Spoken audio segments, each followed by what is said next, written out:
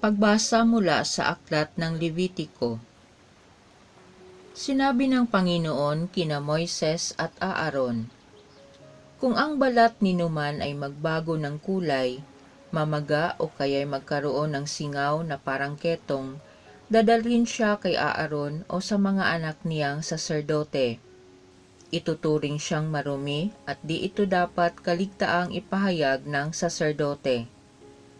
Ang mga may ketong ay dapat magsuot ng sirang damit, hindi magsusuklay, tatakpan ang kanyang nguso at laging sisigaw ng marumi, marumi.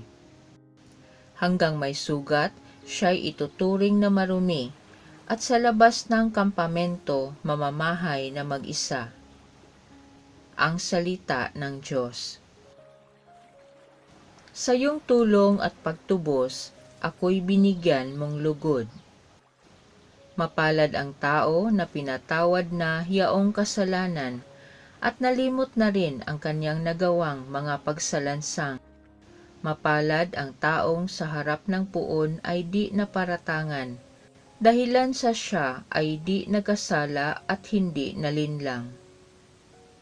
Sa iyong tulong at pagtubos, ako'y binigyan mong lugod. Ako ay lumapit sa iyong harapan at salay inamin. Ang aking ginawang mga pagsalansang di ko inilihim. Pinagpasiyahan kong ang lahat ng ito sa iyo'y idaing, at aking natamo ang iyong patawad sa sala kong angkin. Sa iyong tulong at pagtubos, ako'y binigyan mong lugod. Lahat ng matuwid at tapat sa puon, magalak na lubos, dahil sa natamo nilang kabutihang kaloob ng Diyos.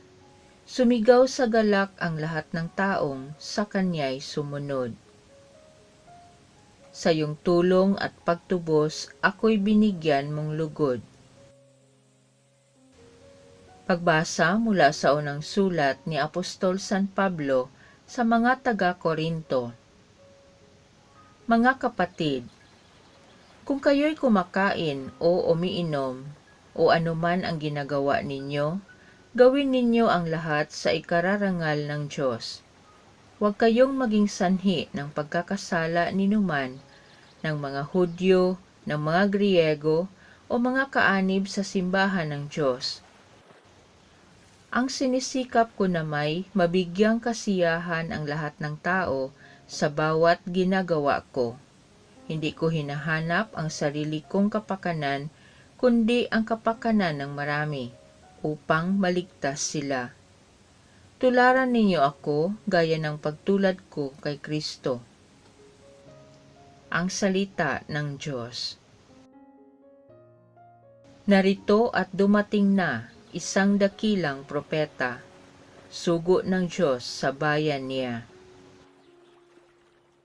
Ang mabuting balita ng Panginoon ayon kay San Marcos.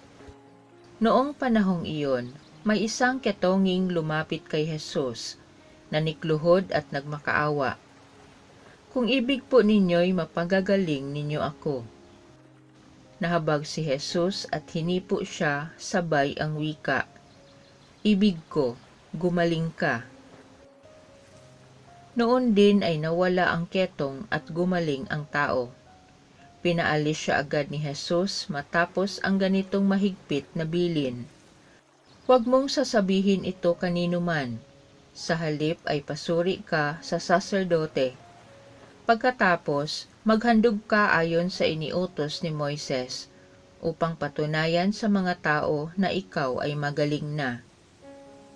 Ngunit umalis siya at bagkus ipinamalita ang nangyari, anupat hindi nahayagang makapasok ng bayan si Jesus. Naroon na lamang siya sa labas, sa mga ilang na puok, at doon pinagsasadya ng mga tao buhat sa iba't ibang dako.